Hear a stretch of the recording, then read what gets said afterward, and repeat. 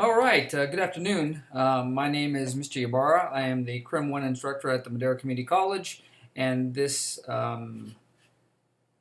lecture video is going to cover chapters 7 and 8 of your text for your Intro to Criminal Justice class. As always, my suggestion is you print out the PowerPoints for chapter 6 and chapter 7 and follow along. And that way, if there's any questions or areas that are of concern, you can highlight those and you can utilize those later on during your course of study to prepare yourself for the exam in this module. All right, so let's get started. This lecture, specifically Chapter 7, Chapter 8, are going to cover courts. So we talked about police prior to that. Now we're moving on to the court system. So there are different types of court systems. First ones we're going to discuss are state courts. Every state in the nation establishes its own court system. States are free to create as many courts as they wish, name the courts whatever they like, and establish specialized courts if they choose. States have limited jurisdiction, sometimes known state courts of limited jurisdiction, sometimes known as municipal, county, or district courts, have jurisdiction over misdemeanor and infractions, as well as preliminary investigations on felony cases. So let's kind of break that down. So lower level courts, municipal, county, or district courts, essentially cover misdemeanors. They cover infractions. An example would be, your vehicle court, court that deals with vehicle moving violations. And then the court that conducts a preliminary investigation. Remember, we talked about those processes during the entire criminal justice process, moving through the defendant through. And so when a determination has to be made as to whether or not a case is going to go forward, one of those mechanisms is a preliminary investigation, right? And so the courts of limited jurisdiction will oftentimes engage in those, or be responsible for those, rather. Specialized courts are courts that focus on one type of criminal behavior, such as drug courts, mental health courts, veteran courts. And again, every state is free to do whatever they want with regard to those. And according to the Center for Court Innovation, specialized courts had 6 common features.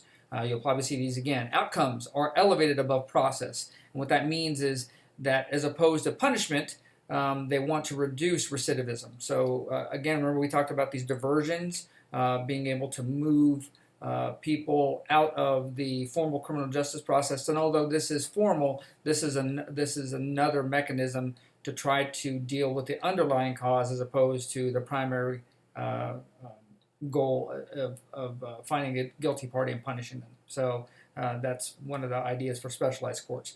Judicial monitoring is critical for success in specialized courts. The judges get more information on the offender's background, which allows them to make more informed decisions. And specialized courts collaborate with the public and private agencies. For instance, in drug court, when the judge remands a person to a residential outpatient or residential inpatient program, obviously the judge and the court aren't the ones that set that up. They utilize private agencies to go forward with that, and public agencies like probation as a monitoring mechanism to make sure that that offender, one, is engaging in the program the way they're supposed to be, and number two, is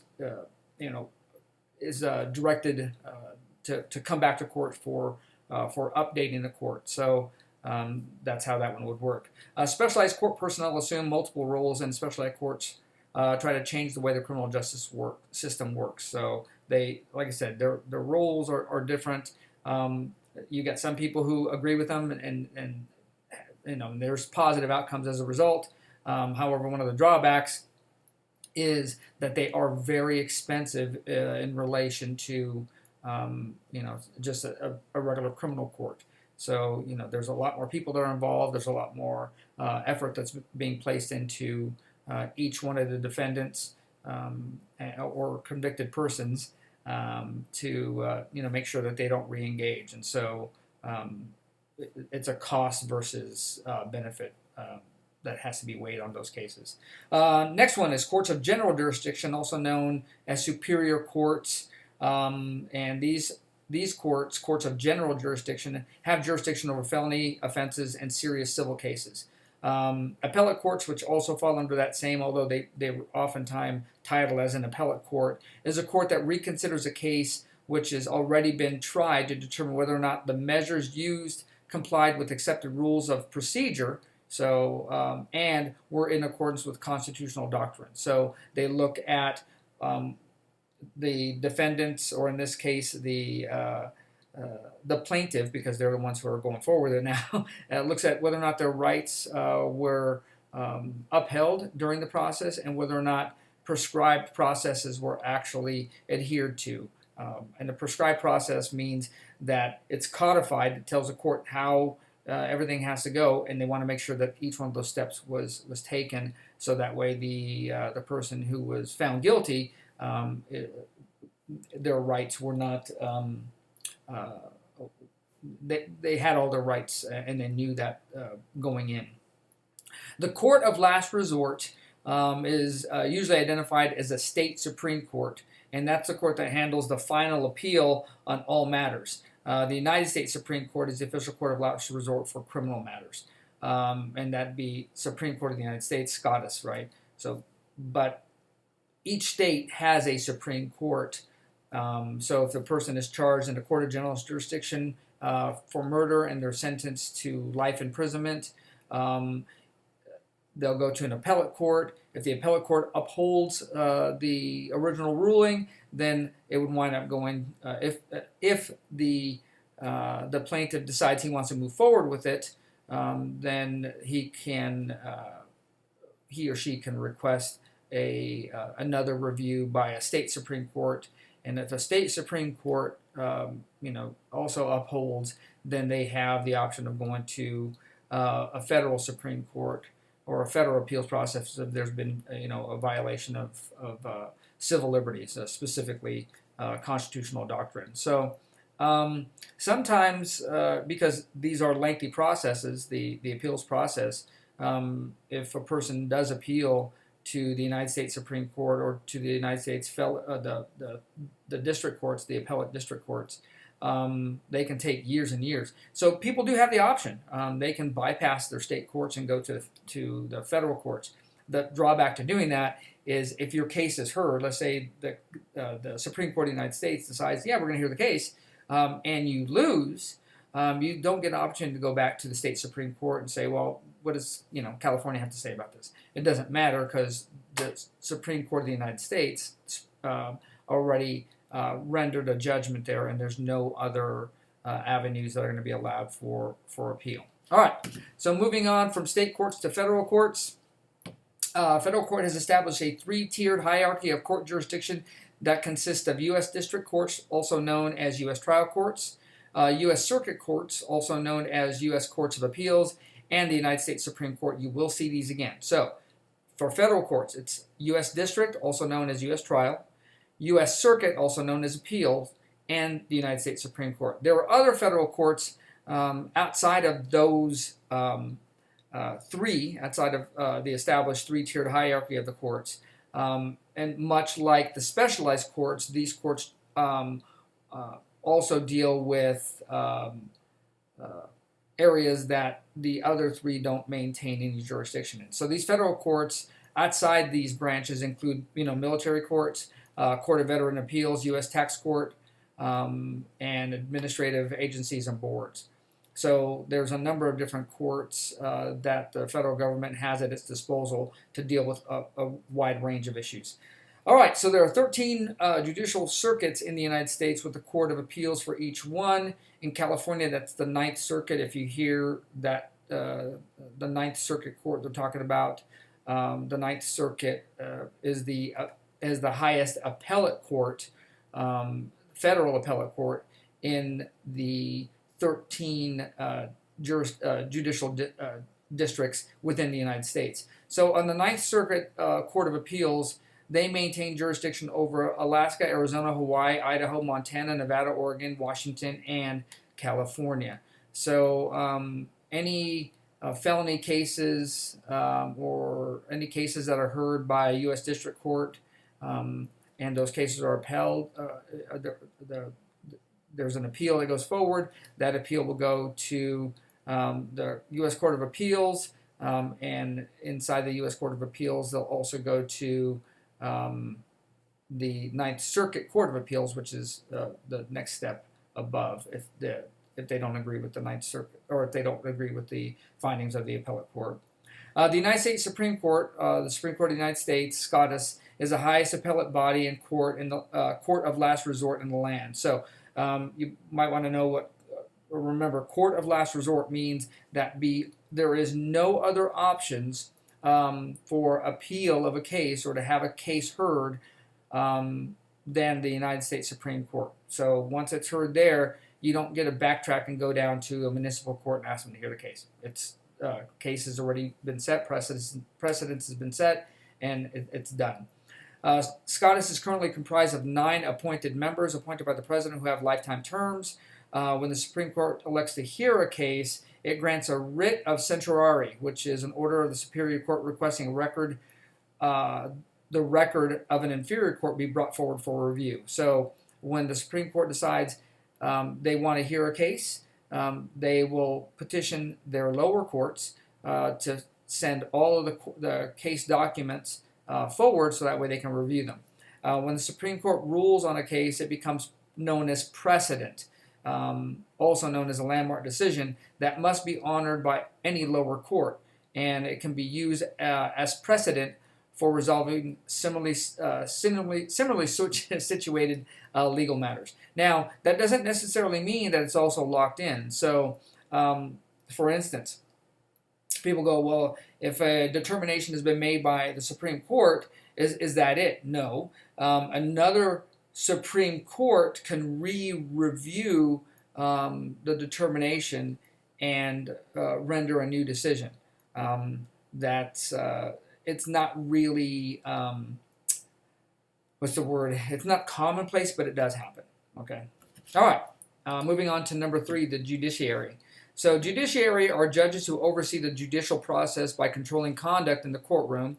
They settle questions of evidence, procedure, and guiding the questioning of witnesses. So essentially, you can look at a judge as a referee, right? You have a prosecuting team and a defense team, and both of these two are submitting evidence and examining and cross-examining witnesses, and the judge makes sure that they're doing it in accordance with the rules, right? So a judge is essentially a referee of the courtroom. In a jury trial, which is the process in deciding a case by a group of persons known as a jury, who are selected and sworn in as jurors in a criminal trial, the judge instructs jurors on the courtroom procedure, points of law, and evidence they must consider to render a decision. Judge must also act as a juror in a bench trial and decide the sentence length and type. Okay, so we've talked about 2 things there, so let's break those down a little bit. Jury trial, we kind of know how that works.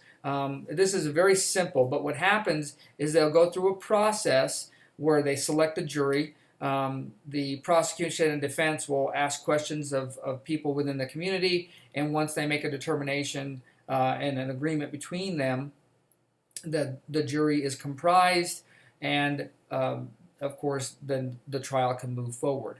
Now, in some cases, the judge, based off of the case itself, it may not warrant a jury trial. So let's say in the case of vehicle court, right, and traffic court.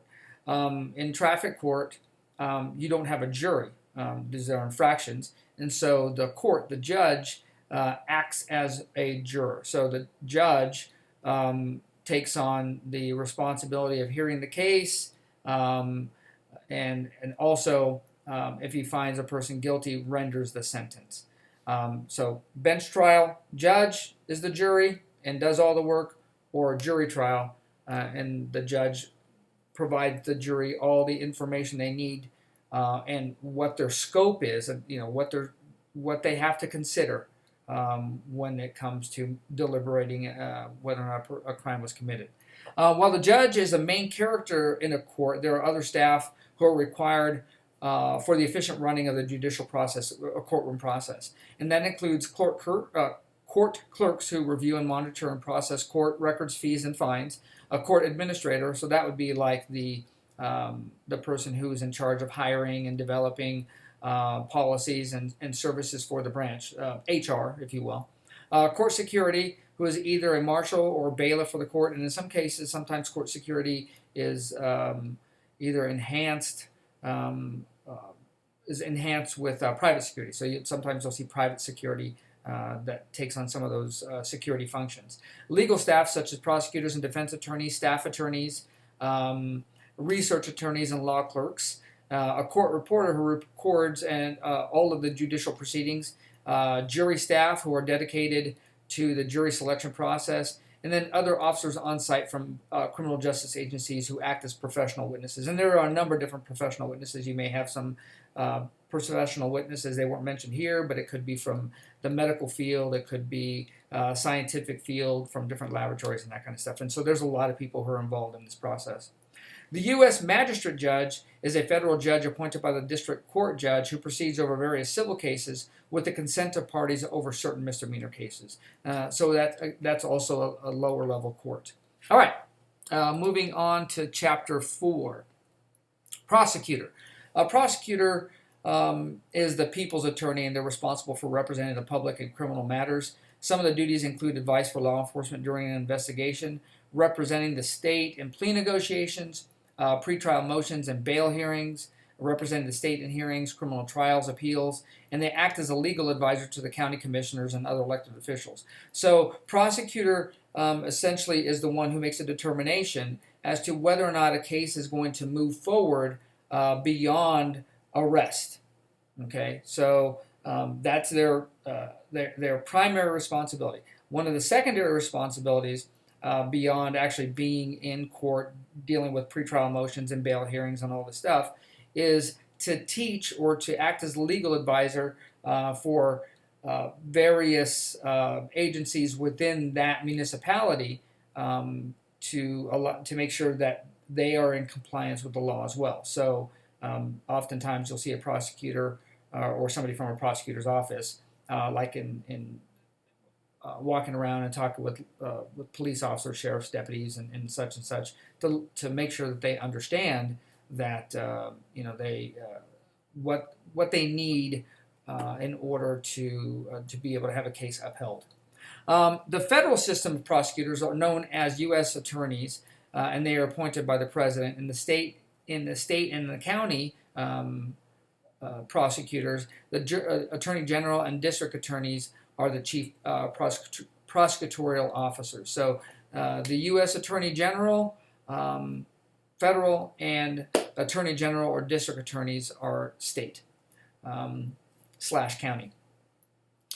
Prosecutors maintain discretion on which cases go to trial, which ones don't. We talked about that. Prosecutors may elect to go forward with the case and later drop the charges if the chance for conviction are not favorable. And this is known as nolle prosequi, also known as unwilling to pursue. In other words, for whatever reason, the prosecutor, like I said, maintains discretion on these cases. They can say, we're not going to go forward. There's not enough evidence. We have reluctant witnesses or witnesses who've recanted their testimony. Maybe the evidence has been tainted, or maybe they're going to utilize diversion, or there was a plea deal. So there's a number of different reasons why, a number of different ways that prosecutors can basically deal with a case before it goes to trial, because trial is a very expensive thing, and so they try to limit what they bring to trial based off of the costs, and that's one of the major factors. One of the factors influencing tutorial discretion are crime seriousness, right? The likelihood of a case going to trial. The more serious it is, the more likelihood it's not going to be pled out. They try to get those pleas as much as they possibly can, but oftentimes with a plea deal comes a concession, right? And so, when you're talking about a very serious crime, the courts are looking for accountability from the person, and are a little bit less likely to accept a plea deal on a really serious case, unless there is a significant concession. right? So if there's a life without was the minimum, and the person agreed to a plea deal of 25 to life, at least to be able to have an opportunity 25 years from now, the court may allow that type of a plea deal to happen. But they definitely wouldn't, in all likelihood, wouldn't allow a significantly lesser charge if the maximum sentence for that case would be an LWOP, which is life without the possibility of parole. So as the seriousness goes up, the opportunities for pleas go down. Other factors we talked about: prosecutorial discretion or crime seriousness, victim issues, extra legal factors. We learned about what extra legal factors are, which include race, gender, ethnic backgrounds, and other things that don't have anything to do specifically with the case. And resource issues, which may include availability of treatment and detention facilities, caseload sizes, and department funding. So those kind of fall into extra legal factors, but not specific. They are areas of limited ability with regard to the county or the state. Given that our courtroom process is adversarial in nature, sometimes prosecutors are torn between arguing to win the case and get a guilty verdict with their duty to find the truth, and that's the hard part, right?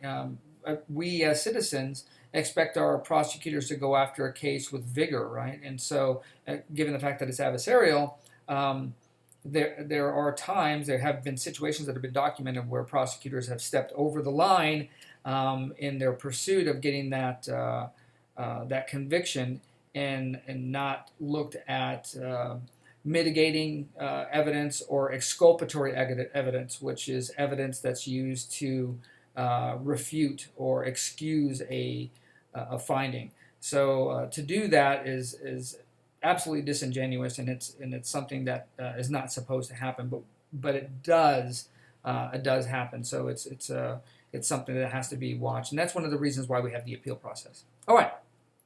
So moving on. We have prosecutor, now we're moving to defense. So a defense attorney is a counterpart to the prosecuting attorney, and they're responsible to defend an accused person in a criminal trial. Public defender, also known as assigned counsel, is a defense attorney employed by the county who's appointed to an accused person by the court because they don't have the financial means to pay for their own defense.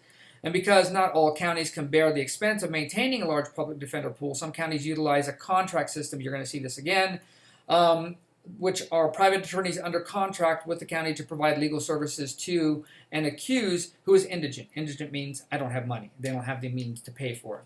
Landmark decision of 1963 in the Supreme Court of the United States case Gideon v. Wainwright, the Supreme Court ruled that state courts must provide legal counsel to indigent defendants in felony prosecutions. You will likely see that again. So Gideon v. Wainwright, Supreme Court ruled that legal counsel has to be provided to indigent inmates in felony prosecutions in all state / municipal felony prosecutions. So, and that goes under the incorporation doctrine, the 14th Amendment, right? We learned early that the federal government was bound, but under the incorporation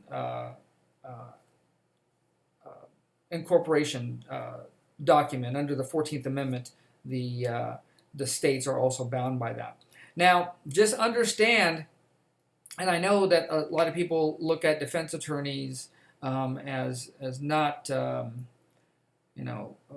not getting their best bang for the buck, right? People think the defense attorneys are there just to process cases, and to a certain extent, that's what they do. I mean, their caseloads are huge, and having an attorney is a very expensive proposition, especially if you're in a criminal trial, you're a defendant, and you are legitimately innocent. Let's just say you didn't commit this crime. The cost to you to defend yourself could be astronomical. So a lot of people are like, well, do I basically go in hock and lose everything I own just to clear my name, or do I use a defense attorney and run the risk that they're just going to process my case and tell me to accept the best plea deal that they can get? And that does happen, but there's a flip side to that, right? Defense attorneys will oftentimes engage with the prosecution on a much, much more frequent basis and know the prosecuting attorneys who are going to be handling that case and just the fact that they know and they have a rapport could bode well for the person who is the defendant, right? So there are good and bad. When there's an adversarial system in play, oftentimes you're also going to have pride injected into that process. And so if you have two people who know each other, have worked with each other before, the likelihood pride isn't really going to be much of an issue. I mean, it may be, but it's not. As opposed to a big shot defense attorney coming in and you have a prosecutor who, doesn't know this guy, just knows him or her from their reputation, and now may be less willing to negotiate in a plea deal because they want to get that conviction, right? So a lot of people think that having a public defender is a bad thing. In all honesty, I think that it depends on the situation and depends on the public defender. All right, so adversarial procedure is how our criminal court procedure is structured, and it's the process of publicly pitting the prosecution against the defense in the pursuit of truth, right? So we talked about that briefly. Prosecution gathers its witness, gathers its evidence, and then in court examines those and brings information to light. And defense has the opportunity to cross-examine what the prosecution says. They can refute it. They can do whatever they want to do, and then the prosecution will rest. And then the defense has the option of presenting a case or not. They're not bound by it, because it's the responsibility of the prosecution to prove guilt in a criminal case beyond a reasonable doubt. And so if the defense believes that they don't have a strong enough case to be able to do that, then sometimes they'll say, well, I'm not going to have my client testify because we believe that the evidence that's being brought forward doesn't meet that standard of evidence that's required to find my client guilty or find him or her guilty.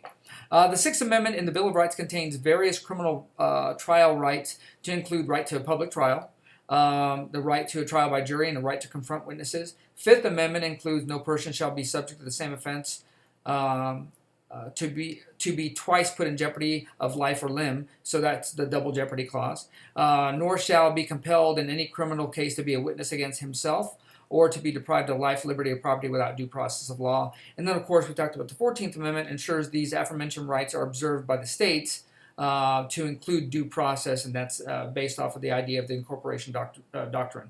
So what's good for federal government also limits state government. The United States Supreme Court established a two-pronged test, you will see this again, for determining effectiveness of counsel in the 1964 case of Strickland v. Washington.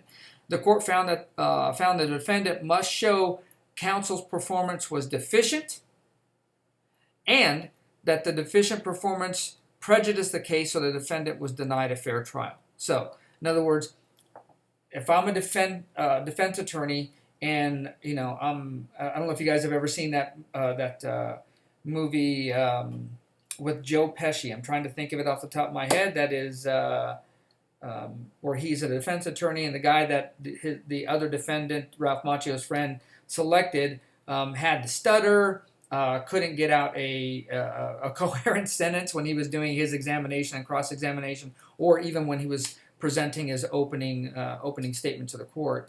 And so in that situation, that's pretty extreme, but one could argue that the defense in that case did have deficient performance, and that performance would prejudice the jury, so that way the defendant might not have gotten a fair trial. The jury might have been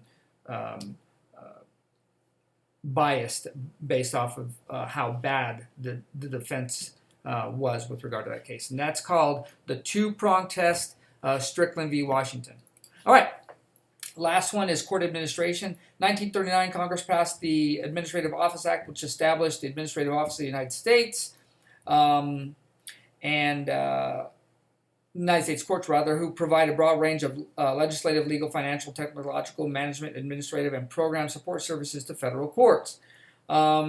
Today, state courts employ some form of central administration. And why do they do that? Essentially because the workload for the judge as well as the prosecution and defense is so high that the administration of a court becomes problematic, right? Dealing with the hiring and firing, dealing with managing caseloads, making sure that the caseloads are split equally among the judges, so that way these cases can be heard. All of that is an administrative process, and that administrative process allows the judiciary, the judges in this case, to do what they're supposed to do. Some of these include maintaining case histories, statistical reporting, monitoring and scheduling cases, preparing court documents, indexing cases, issuing summons, notifying witnesses, attorneys, and other people required for court appearances, selecting and notifying jurors, and preparing and administering budgets and payroll. So there's a lot of work involved in dealing with the court, just like in law enforcement. And obviously a chief of police in the police department couldn't do all of this stuff. Many of it is HR, human resource related, and some of it is administrative and records. So other people have to be responsible for those. However, just to understand that sometimes court administrators and judges will bump heads, because court administrators, if you notice, that they are the ones who monitor and schedule cases in most instances, and judges like to have control of their courtroom, and sometimes you'll get some power plays with regard to court administration and the judge's desire to maintain control of that courtroom and the cases that go in and out of it. All right. Courts are also employing new technologies such as communication systems like CCTV to work with referring agencies and sometimes to facilitate judicial conferences. Sometimes witnesses can't make it, and so they have to utilize that system. Courtrooms are equipped with real-time transcription and translation systems for remote participation, and computer systems for counsel and judges. We see that especially now during the COVID era, where the courts still had an obligation to work, but they had to work around the COVID mandates, and some of those mandates minimize person-to-person contact. So technology was the stopgap to make sure that the courts can continue to function. Did they function as efficiently? No, of course not. But they did function, and they were able to process some of these cases. Some courts are now using the internet for more efficient information sharing. The federal system, NJET, is the Judiciary Internet website, so you may see that again. So as of late, you're seeing the internet being used more and more often.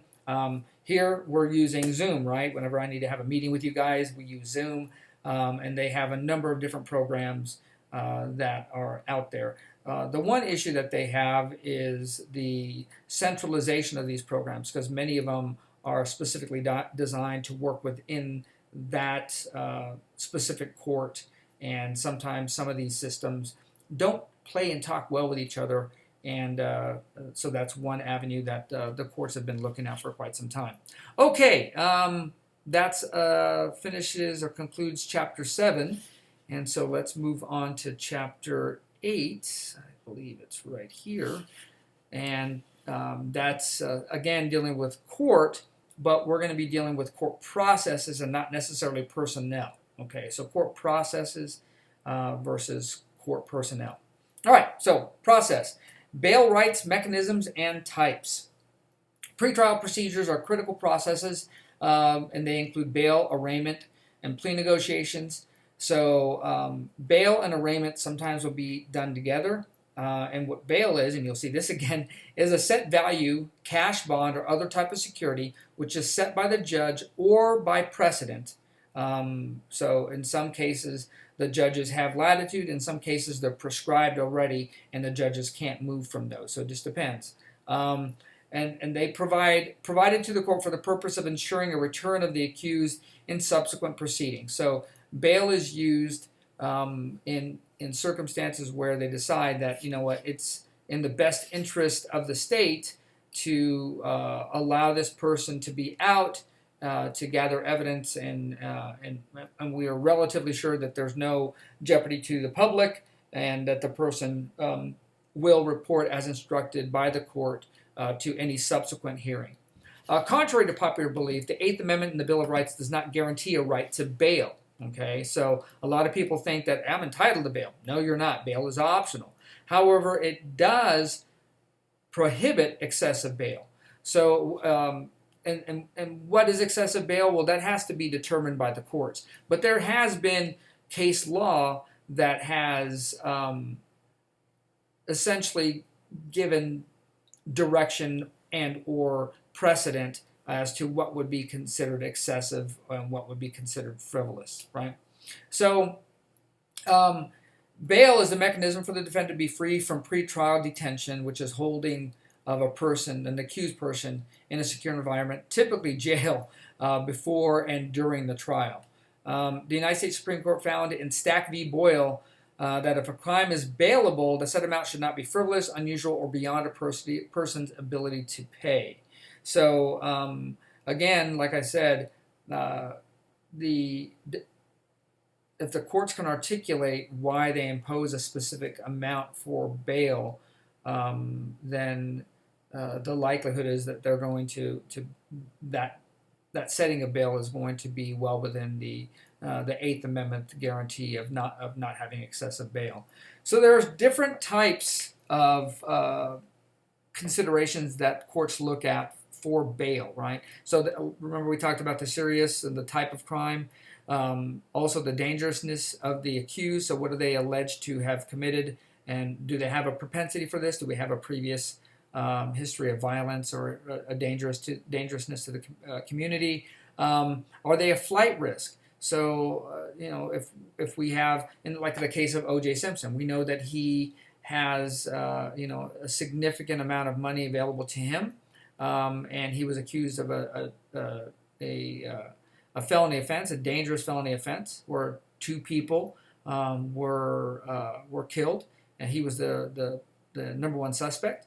And so the likelihood of him getting bail was going to be minimal, because they know that even if they made excessive bail, that he may have access to the money necessary, and then skip into an area where he would not be able to be extradited, or where they would not be able to be found. So some jurisdictions utilize pretrial release programs overseen by county probation departments in lieu of bail, or actually on top of it. And so what they'll do is the court will order them to, like the probation department, and the probation department will say you're going to have to report daily, or you have to call in at these times. And the call-in has to be from a landline phone, and it has to be from this phone number. They may have electronic monitoring. We've seen people with the ankle monitors on. That could be also used. Or they may have them on house arrest with an electronic tether. So they'll have an ankle monitor with a base that's placed there at the house, and that base allows the probation department to know whether or not the person leaves a specific perimeter. And once they do, they know that they violated their house arrest and ultimately can be taken back into custody. So there are different types of bail available to an accused depending on jurisdiction, depending on the crime and the defendant. These include full cash bail, and that's where the defendant pays the full amount out of pocket, or a like property value, which is pledged instead of cash. So if I owned 500 acres, and the value of that 500 acres was $5 million, we can assume that each acre was $1 million. And if I had $1 million bail, then I can put up the deed. If I owned the property outright, I could put up the deed, and if the court accepts the deed, that would be the mechanism for securing that bail. A deposit bail is where a defendant deposits a percentage of the bail amount, usually 10% with the court. In other words, they have their money, and it's liquid money, and so they'll deposit it with the court, and upon satisfying the court requirement to attend and return through the entire court process, once that's done, that money will be returned. Okay. A lot of people think that money's kept. It's not kept. The court returns it. It's just a guarantee to make sure that they do show. When the defendant satisfies the courtroom obligation, the deposit is returned. A surety bond is where the defendant pays a percentage to a bond company. That part, when a bond company is involved, because it is a business, the bond company puts up the remaining amount on a bond, and the amount that the person put in is the fee for the bond company to put up that bond. In this case, a percentage is paid to the bond company, and that part is retained by the company as a fee. Conditional bail is a promise of defendant to complete a specialized condition in lieu of cash, like a drug treatment program. So a conditional bond, a conditional release would be something like that. An unsecured bond is the release of a defendant without any requirement to pay unless they fail to report to subsequent court hearings. So I don't have to put a deposit down, I don't have to do anything. However, if I do not report, then a fee will be tacked on, essentially, and it'll be required to pay if I jump my bail. And then the last one is the release on recognizance, and I'm sure you've heard of ROR, release on recognizance, and that's the release of a defendant without bail, without any promise to pay, only with a written signature that their promise to return for subsequent court hearings. And more often than not, you've probably seen that during traffic court. When you sign the back of a ticket, you're not admitting guilt. You're just saying that I promise I'm going to appear at the prescribed date and time to the court to address these charges. All right, so that is bail rights, mechanisms, and types in a nutshell. All right, so some of the issues with bail, and these issues are brought up by criminologists who study the idea of bail. So while bail seems to be fair and sound, there are critics who argue that bail is one of the most objectionable parts of the criminal justice system because it discriminates against working poor, and it's costly to taxpayers because government must pay to detain those offenders who cannot make bail.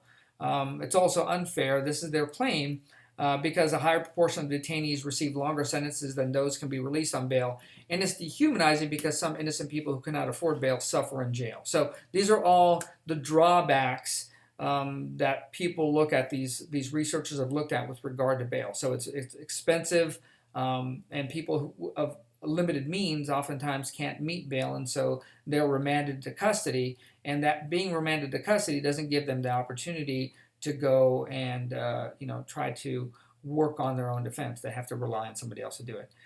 Defendants who utilize bond companies oftentimes will skip bail. Bond companies hire bounty hunters to track them down.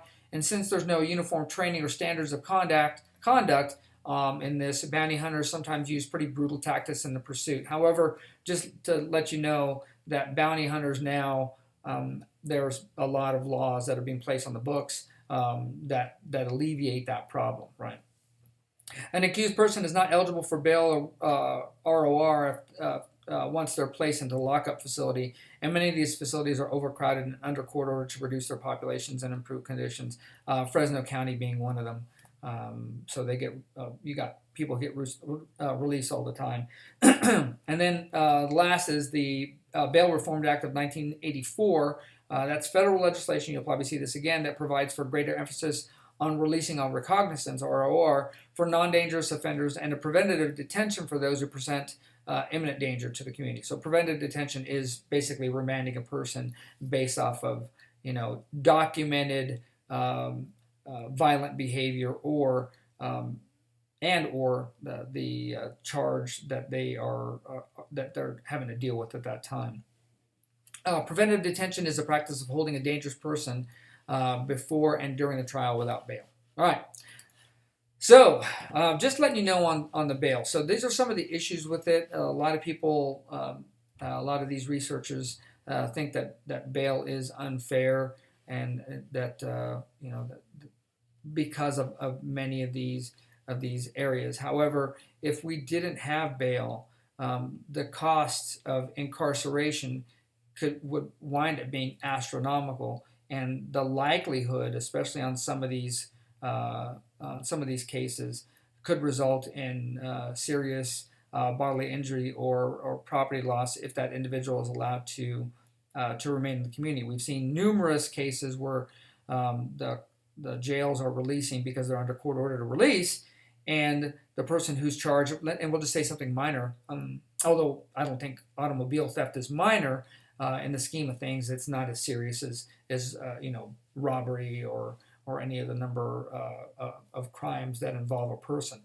And sometimes these guys get out and they'll go right back in because they know that the consequences are pretty low if they get caught again.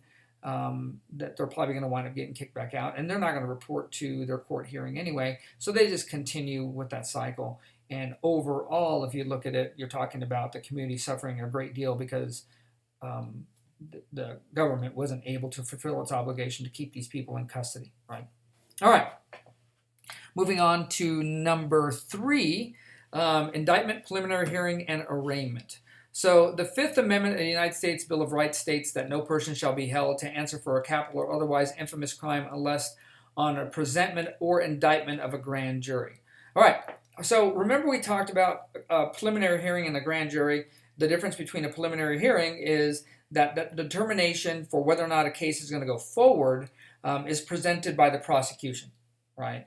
So the prosecution presents that case, and it goes to the judge, and defense is there as well, and they make a determination that there's enough. They're not looking to argue the case. They're just looking at the evidence that the prosecution has. So the defense, their obligation amounts to refuting that evidence, or essentially standing back and letting the prosecution say whatever they want if they believe that the prosecution doesn't have enough evidence to meet the standard of evidence required to move forward in that preliminary hearing.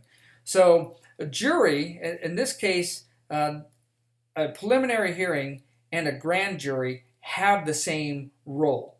Now, why would a person utilize a grand jury? Well, they utilize a grand jury if there is a perceived conflict of interest and or the crime is so serious in nature that they want to have an independent body look at the evidence as opposed to just having the prosecution do it, because the perception there would be that the prosecution wants to move forward with a case because they want to try it, because they're hungry to get that case heard. And of course we have the problem we have to deal with regard to perceived bias. All right, so grand jury acts as an independent investigating body examining alleged criminal activity within its jurisdiction. So the grand jury submits a report known as a presentment, which usually includes a recommendation for indictment or for no indictment. So if the grand jury says that, yes, we're going to indict, we want to indict, in other words, we want to move this forward to trial, then the indictment is known as a true bill, which is an action by the grand jury that finds probable cause exists for prosecution of the subject. Or suspect, rather. If the grand jury finds a no bill, then that's an action by the grand jury that elects not to indict an accused suspect on those charges. So can the case go forward again? Well, yes, if there's new evidence that is brought forward after the fact, it can go back forward. But at that point, it basically stops. So preliminary hearing occurs in lieu of a grand jury when the prosecutor charges via information. And so what is information? That's defined as a charging document filed by the prosecution that is the basis of the preliminary hearing. And the purpose of that preliminary hearing, just as it is for the grand jury, is to establish whether probable cause of a crime is found sufficient to warrant the trial. So again, preliminary hearing, grand jury, same thing, different processes for different reasons. Following the indictment or preliminary hearing, the arraignment takes place. And the arraignment is the point where the defendant hears the formal charges. Now, they generally know what the charges are, but these are the formal charges against him or her, and they're presented by the court. And at that point, during the arraignment, is when the defendant will make their plea. So you'll have a plea of guilty, not guilty, or no contest, nolo contendere. One of those three pleas. After that, after those pleas, bail, if the person is in custody, is re-examined to see whether or not it needs to be amended or offered. And if they're out, same thing. And then subsequent court appearances are at that point set. All right. So plea negotiation, and legal issues. Slide number 4. A criminal trial, the defendant will claim one of 3 types of pleas. We talked about those: guilty, not guilty, nolo contendere, which is no contest. The guilty plea is only the admission of a criminal charge, but also serves as surrender of constitutional rights, which include right to remain silent, to confront witnesses, right to trial. And the court will wind up going through those waivers essentially during that process. So when a person makes the plea, the court needs to confirm that they understood that that plea also accompanies automatically the surrender of constitutional rights that you have, that all people have. All right, and then of course the right to be proven guilty beyond a reasonable doubt.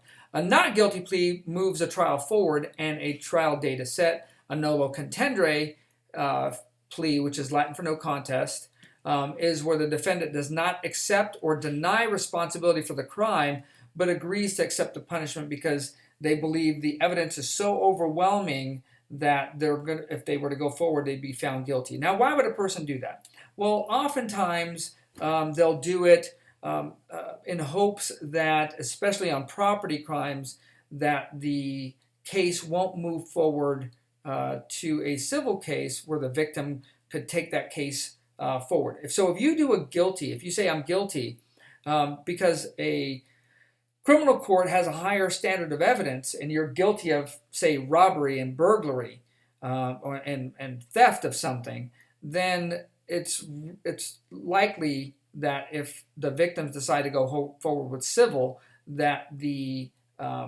finding or your plea in criminal court will be used against you in civil court, and given that civil court has a lesser standard of evidence, you'd be found guilty there as well. So by going forward with a nolo contendere or no contest, you're not saying that I did it, you're saying that the evidence is stacked against me at this standard of evidence that I can't compete. However, in a lesser standard of evidence, I think I would be able to defend myself, and hence I want to not admit that I did what I did, or what I'm accused of, rather. Sorry. So that's one of the major reasons why they'll move forward with a no contest plea. A plea bargaining is a non-judicial settlement of a case prior to a trial where the prosecution and defense exchange concessions for pleas, right? This is usually done by the defendant for a reduced sentence. Plea bargaining is wanted in most practices in the criminal justice system, and it accounts for about 90% of criminal convictions throughout all of these cases. Now, just understand that a lot of people think plea bargaining occurs during one period of time, and in actuality, it occurs through the entire process. So once evidence, because evidence that is submitted by the prosecution to the court that is going to be used during the trial, the defense also has access to that evidence, so they can review it, and then at that point in time, they'll know whether or not they're going to have a solid case. And so when defense or prosecution, because either or can move forward with a request for a plea bargain, that can occur, like I said, at pretty much any time from that point. To give you an example, when I was a peace officer and I was in court, and we're going to move forward, I'm in the witness box waiting to be called to testify against the person that I arrested. Just before I get called up, you'll see the attorney talking with the defendant and the prosecution being called over, and they'll speak for 2 or 3 minutes, and then the prosecution comes over to me and goes, don't need you, Mr. Ybarra, we're good to go. We reached a plea deal, so you're excused.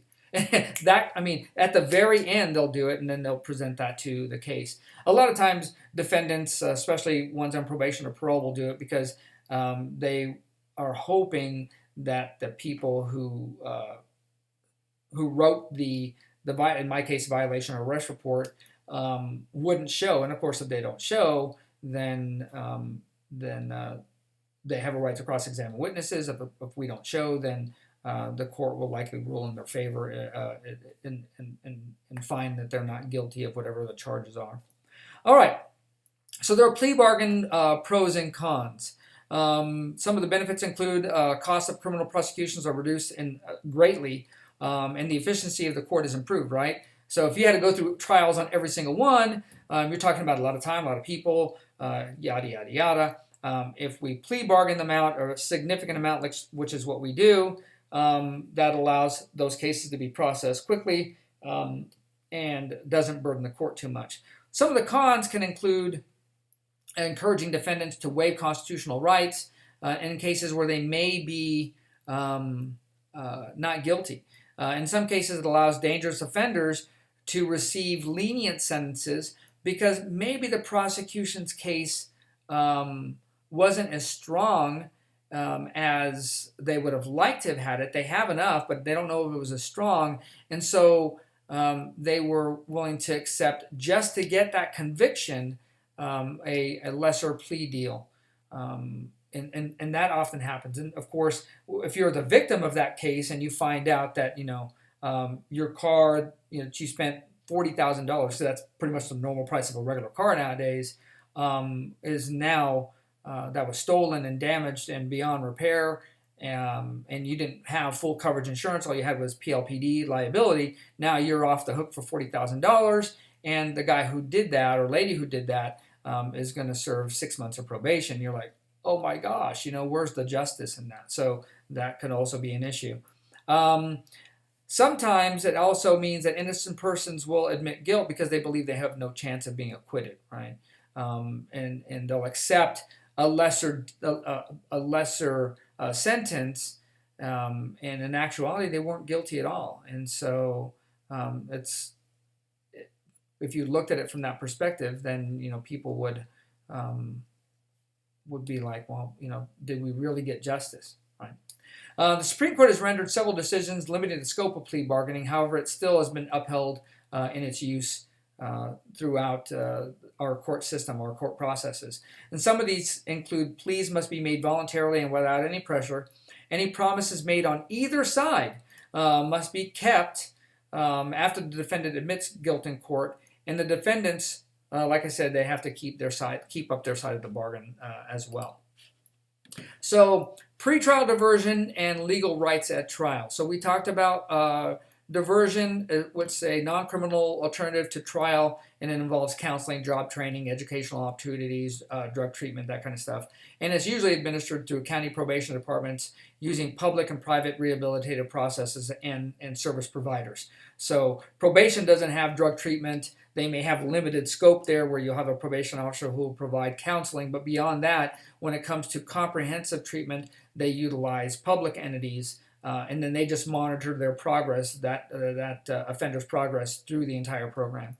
While most felony trials are heard by a jury, sometimes defendants waive their constitutional right to a jury and to a bench trial. So they're like, you know what, I don't want to have a jury hear me. I want to have a bench trial. Well, why would they do that? Well, sometimes the defendants hear that a judge may be sympathetic to cases involving drugs or cases involving theft of, necessary household items, right? And so in that kind of a case, they're willing to risk it for the biscuit and hope that the judge shows mercy, as opposed to running it with a jury trial. So they're not looking at whether or not they're guilty. They know that they're guilty, but they're hoping during the sentencing portion of it that the judge gives them a little bit of leniency. So a bench trial, we talked about, that's conducted by a judge who renders the verdict and also conducts sentencing. And this process is sometimes called adjudication, which happens during juvenile proceedings, administrative courts like BPH or Board of Parole hearings. A lot of these lesser courts go through an adjudication process, which is the same thing as a determination of guilt. All right. Trials are based on and limited by our constitutional rights. They're limited by legal procedures and interpretation of statutes, which is case law. Every defendant charged with a crime in the United States has rights. When we talked briefly about those rights to an impartial trial, to an impartial jury, impartial judge, the right to be competent at trial, the right to confront witnesses, to bring witnesses forward by using the power of the court via subpoena. So when a court says, if you're a defendant and you say, my best friend knows, the court can say, well, we're going to subpoena your best friend and order him into court so he can testify what he knows about this case. So what is a subpoena? And that's the written order by the court to compel an individual to give testimony and or produce evidence at a hearing. And if they don't, they can suffer a penalty that will be induced by the court. So the court will say, you know what, if you don't report, we're going to go out and arrest you and you're going to go to jail, and then we're going to make you report. Evidentiary, and that doesn't matter for who, right? Law enforcement is the same way. So if law enforcement gets a subpoena to report to court and they don't do it, the court does have the option to impose a penalty for failure to provide.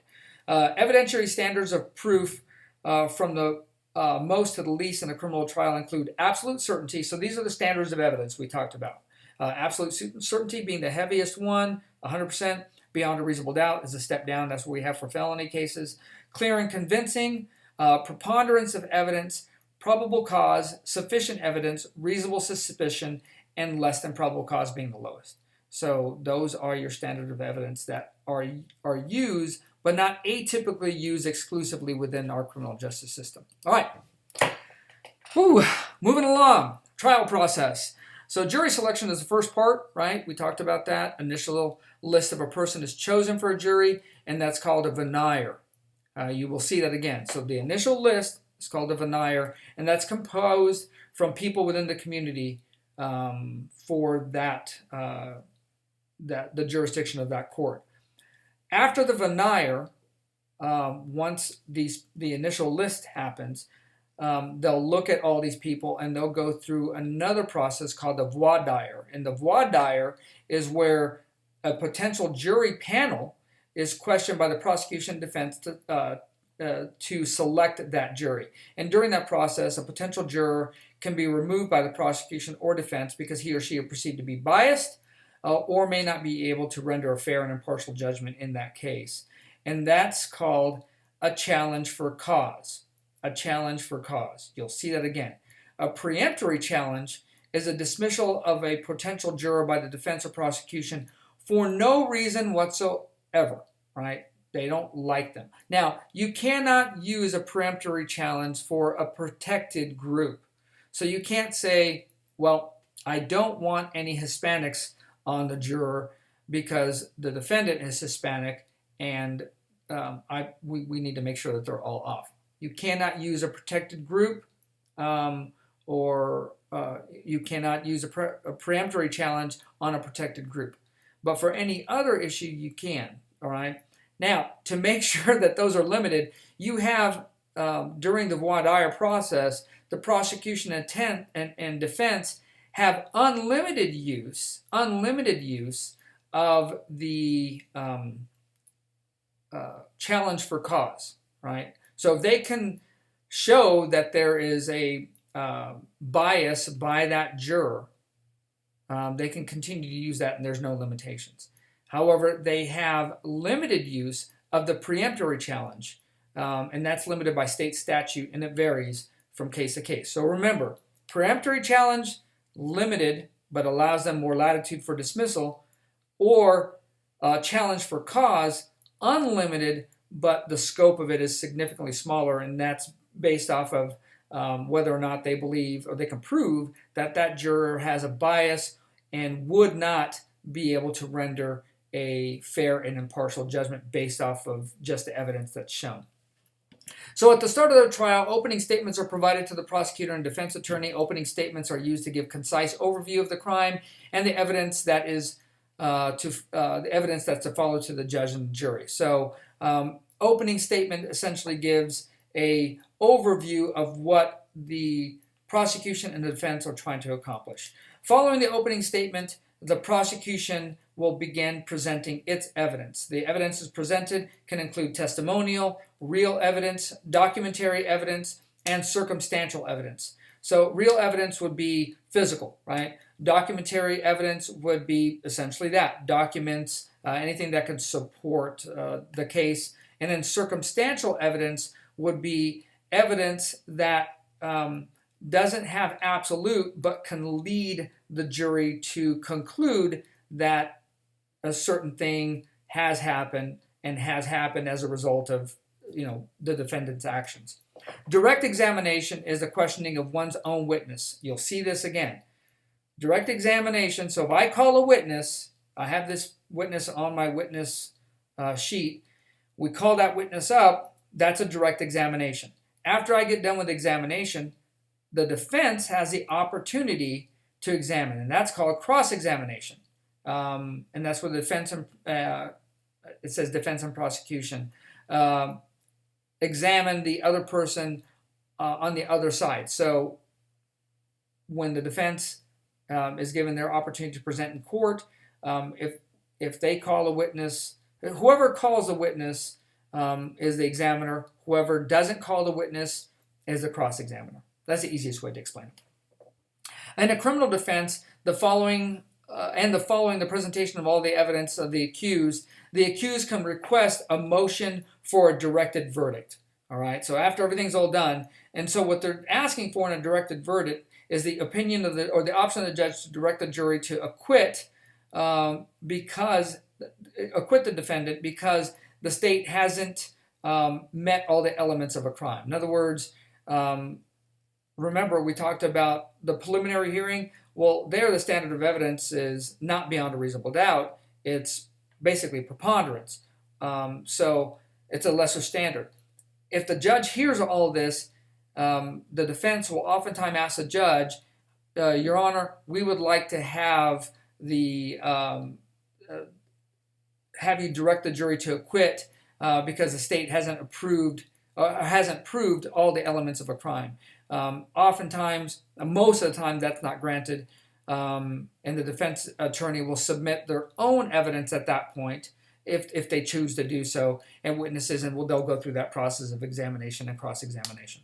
All right, so like the opening arguments, closing arguments are completed following presentation of evidence and witnesses by the prosecution and defense, and these arguments draw inferences on what was presented to show how the facts prove or disprove that defendant's guilt. So cross-examination, examination, all the submission of all the evidence is going to essentially be encapsulated by the closing arguments.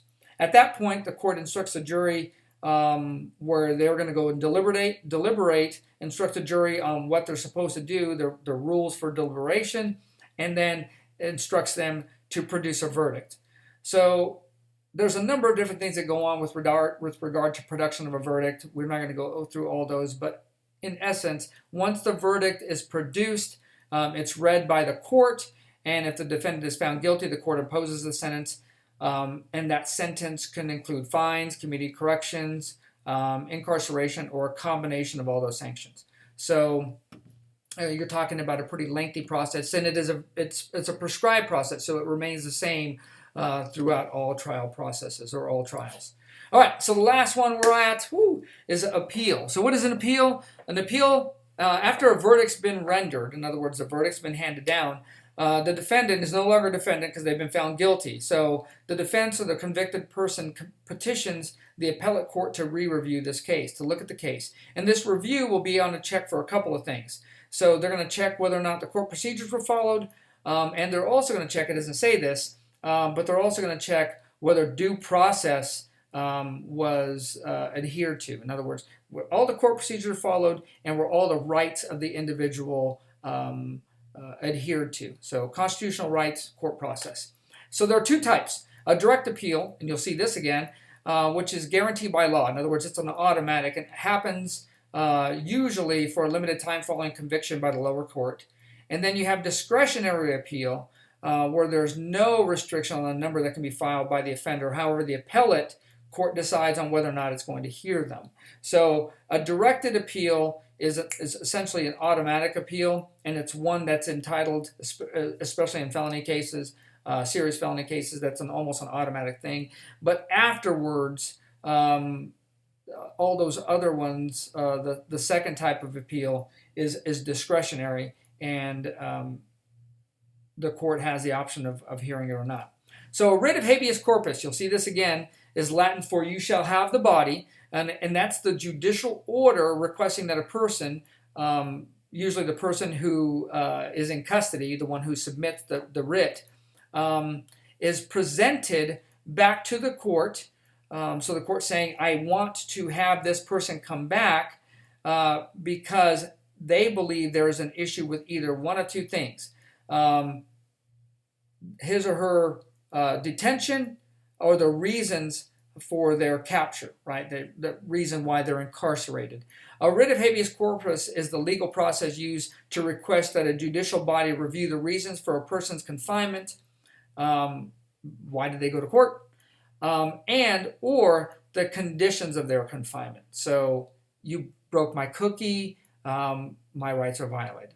There were a number of times where those courts were hearing those kind of cases that has since stopped with a number of different rules and findings on previous courts.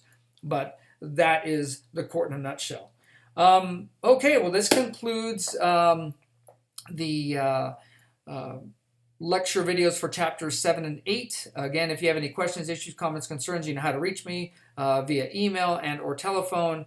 And we will see you again for chapters 9 and 10 later on. Thank you much. Have a great day, and good luck on your exam. Bye-bye now.